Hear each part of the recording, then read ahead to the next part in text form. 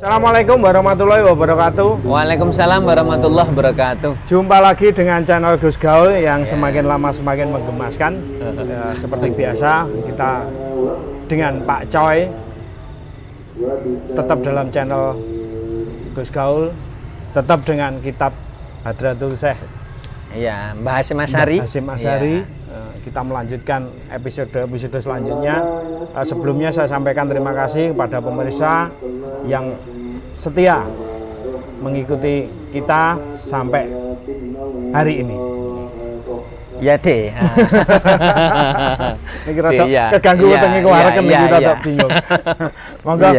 Iya, terima kasih. Bismillahirrahmanirrahim. Assalamualaikum warahmatullahi wabarakatuh.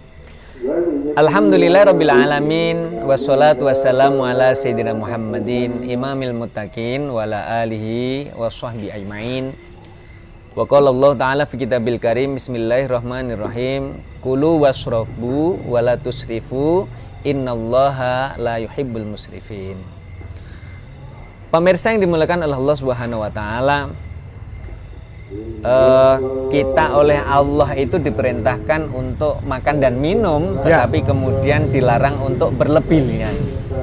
Nah, dalam hal belajar juga begitu, ada beberapa makanan yang menyebabkan kita ini menjadi sulit untuk bisa konsentrasi.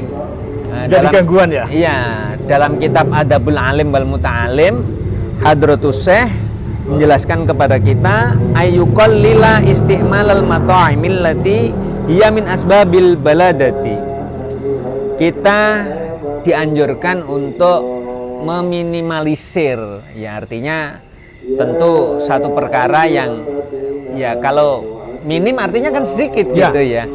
Jadi ya kalau mau makan ya monggo silakan, tapi jangan banyak-banyak gitu. Apa itu?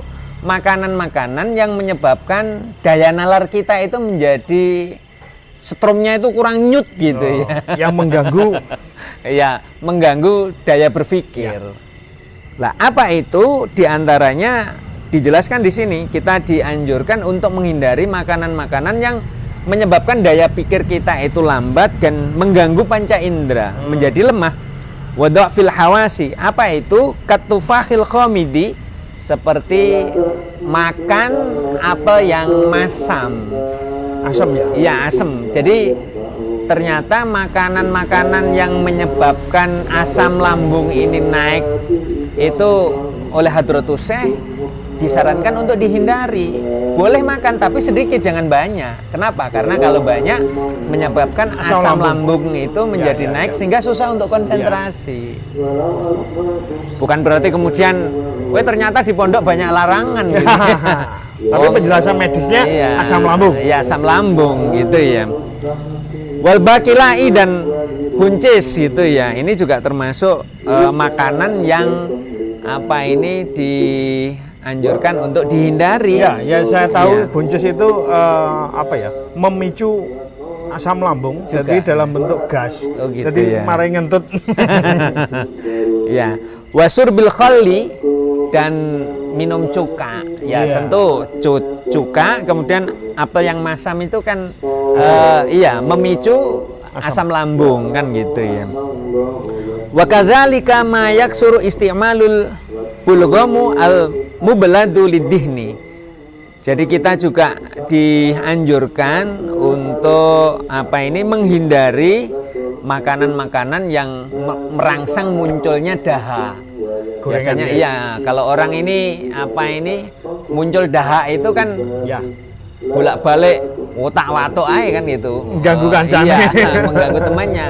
Dikit-dikit batuk itu sehingga mengganggu konsentrasi. Tidak hanya saja bagi yang belajar, tetapi tentu juga akan mengganggu temannya. Misalnya kita belajar kelompok, tiba-tiba ada teman kita yang berkali-kali otak-watuk itu otak batuk itu kan juga kita merasa terganggu. Selain makanan-makanan yang memicu asam lambung meningkat, kemudian memunculkan dahak. Kemudian ada makanan-makanan yang menyebabkan berat badan ini bertambah. Obesitas. Iya, al-musaqqilul badani, kakasratil albani wasamaki wa asbahadzalika. Jadi makanan yang memicu berat badan ini bertambah. Kita lihat hari ini banyak anak-anak yang makan apa junk food ya istilahnya, yang apa ini berat badan bertambah itu bukannya semakin lincah untuk bergerak maupun berpikir. Ya mohon maaf, biasanya kalau anak itu gemuk itu ina inu ngene diarahkan itu susah sekali untuk bisa kan gitu ya. Secara fisik. Ya secara fisik fisik yang tidak seimbang itu juga mempengaruhi terhadap kemampuan berpikir. Maka pada pertemuan sebelumnya bahwa tirakat dalam mencari ilmu itu penting. Kenapa? Karena sesuatu yang apa ya yang istilahnya berlebih itu menyebabkan belajar menjadi susah gitu ya, sulit untuk dilakukan. Wayam bagi ayajtani bama yurisun nisyana. Nah, kita juga dianjurkan untuk menjauhi perkara yang menyebabkan kita ini mudah lupa. Bil khosiyati ka'akli asari suril fari. Ini misalnya biasa kalau dulu di pesantren ya, kalau nggak di pesantren di perumahan aja lah sekarang juga banyak ya. Kita rumahnya sudah kita tutupi dengan segala upaya, ternyata tikus masih masuk ke dapur, kemudian memakan makanan yang kita nggak tahu bahwa ternyata ada makanan di meja itu kemudian dimakan oleh tikus. Ya, maka makanan yang bekas tikus. Ya, bekasnya tikus itu kalau bisa dihindari, jangan dimakan. Kenapa? Menurut Hadratus Syekh, hal tersebut menyebabkan orang itu mudah untuk lupa terhadap sesuatu yang dipelajari gitu ya. Kemudian wa qiraati alwahil kuburi, membaca tulisan-tulisan yang ada di nisan kuburan. Mungkin ada yang bertanya, masa begitu aja kok menyebabkan daya berpikir kita itu menurun? Sangat dimungkinkan ketika orang membaca tulisan di kuburan itu kan dia akhirnya pikirannya melayang kemana-mana. Psikologisnya, psikologisnya memikirkan, wiki kuburannya sopo gitu ya. Kemudian orangnya seperti apa? Pikirannya kemana-mana. Mungkin salah satu penyebab kenapa tidak boleh membaca tulisan yang ada di kuburan itu diantaranya adalah itu. Waddukhuli baina jamalaini, masuk di rombongan unta maktura ini yang beriringan. Ya, kita juga dilarang di dalam belajar itu masuk di antara unta yang berjalan beriringan. Atau mungkin salah satu sebabnya atau khawatir kena kakinya mungkin ya, atau mungkin jadi keselamatan fisiknya tertabrak atau bagaimana begitu. Kemudian wa ilqail kumali hayyan, menjatuhkan apa ini kutu dalam keadaan hidup-hidup. Jadi dalam apa ini kajian ini Hadratus Syekh itu ternyata memberikan semacam tips kepada orang yang belajar itu luar biasa. Hal-hal yang mempengaruhi orang mudah lupa, kemudian apa ini sesuatu yang menyebabkan makanan-makanan yang menyebabkan daya berpikir ini menjadi lemah. Itu betul-betul diajarkan bagaimana hal itu betul-betul dihindari. Segala sesuatu yang bisa mengganggu proses pembelajaran. Ya, kalau di ayat Al-Quran tadi kan sudah disampaikan, kulu washrobu wala tusrifu, minumlah makanlah tetapi jangan berlebihan. Kenapa? Sesuatu yang berlebihan tentu tidak baik karena selain mubadir juga akan menimbulkan sesuatu yang kurang baik. Misalnya kalau makan itu terlalu banyak maka menyebabkan obesitas, kegemukan yang secara tidak langsung tentu berat badan yang berlebihan itu juga akan mempengaruhi terhadap kesehatan dan cara berpikir. Ya, seperti sabda Rasulullah bahwa makanlah sebelum lapar, berhentilah makan sebelum kenyang. Betul. Jadi apa yang diajarkan oleh Rasulullah itu sebenarnya di dalamnya mengandung maksud dan tujuan yang luar biasa dan tidak semata-mata apa yang seperti yang disampaikan kayak begitu. Dan itu kemudian diturunkan menjadi sesuatu yang menjadi apa ya?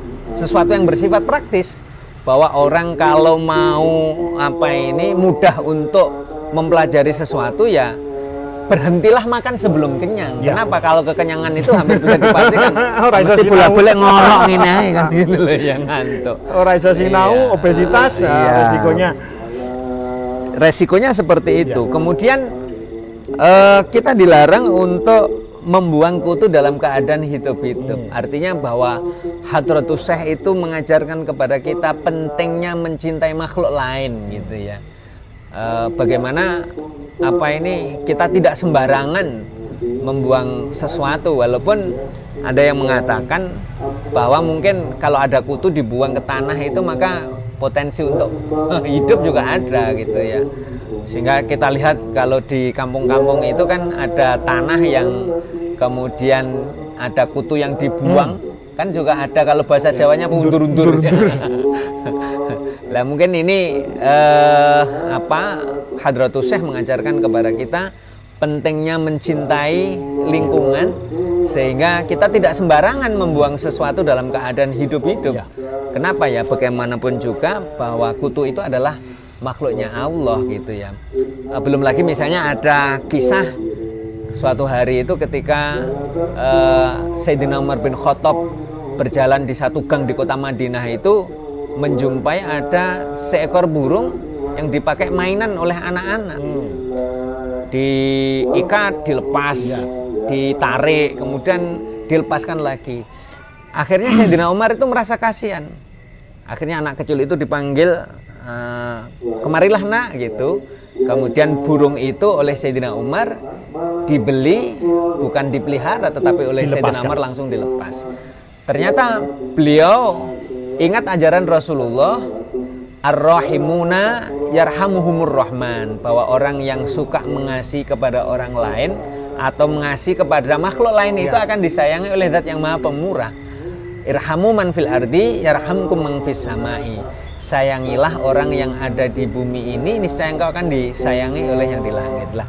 Apa yang dilakukan oleh Sayyidina Umar mencintai burung yang dipakai mainan oleh anak kecil kemudian diterbangkan itu menjadi sebab ketika beliau sudah meninggal dunia kemudian dimasukkan di liang lahat, sebagian sahabat ada yang penasaran apa ya yang terjadi dengan Sayyidina Umar ketika di dalam kubur itu. Ada sebagian sahabat yang lain berharap bisa mimpi kemudian berjumpa dengan Sayyidina Umar. Akhirnya apa yang diminta oleh sahabat itu dikabulkan oleh Allah. Akhirnya para sahabat itu mimpi ketemu Sayyidina Umar, menanyakan tentang bagaimana keadaannya di kuburan. Kemudian Sayyidina Umar menceritakan bahwa Sayyidina Umar disayangi oleh Allah gara-gara menolong burung itu tadi. Sehingga, karena mencintai. Iya, menolong burung, mencintai burung yang dipakai mainan kemudian dilepaskan itu menjadi sebab Sayyidina Umar akhirnya disayangi oleh Allah di dalam kuburan. Maka menjadi penting bagi kita semuanya, kalau sekarang di sekolah-sekolah, di madrasah-madrasah itu ada program Adiwiyata yang orientasinya sebenarnya adalah memberikan kesadaran bagaimana mencintai lingkungan, hidup sehat kan gitu ya. Sehingga Jauhari dalam kitab Adabul Alim wal Muta'alim itu diajarkan bagaimana kita mencintai lingkungan, kemudian memiliki pola hidup yang sehat gitu ya. Ternyata kan sekarang menjadi program unggulan di beberapa sekolah dan madrasah. Hadratus Syekh ternyata sejak dari awal sudah mengajarkan kepada kita pentingnya kita ini mencintai tubuh kita agar kita memiliki pola hidup yang sehat sehingga mudah untuk belajar, sehingga tidak sembrono terhadap tubuh kita.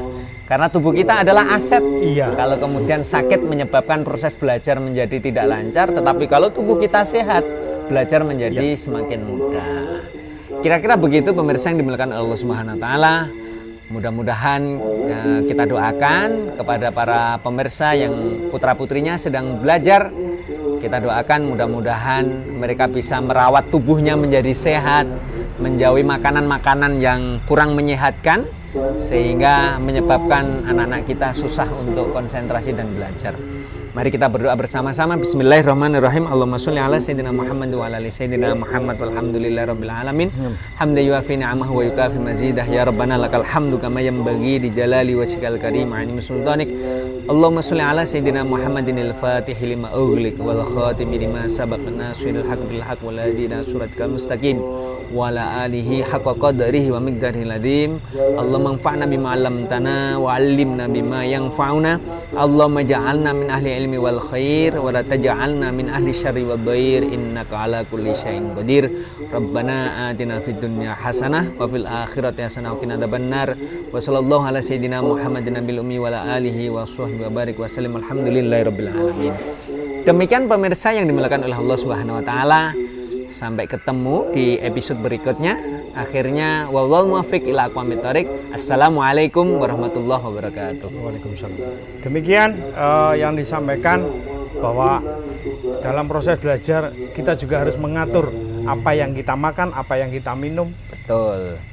Dengan begitu semakin terjaga apa yang kita lakukan, semakin mudah kita belajar dalam menuntut. Sampai ketemu lagi di kajian-kajian berikutnya bersama kami channel Gus Gaul. Wallahul muwaffiq ila aqwamit thoriq. Assalamualaikum warahmatullahi wabarakatuh. Waalaikumsalam warahmatullahi wabarakatuh.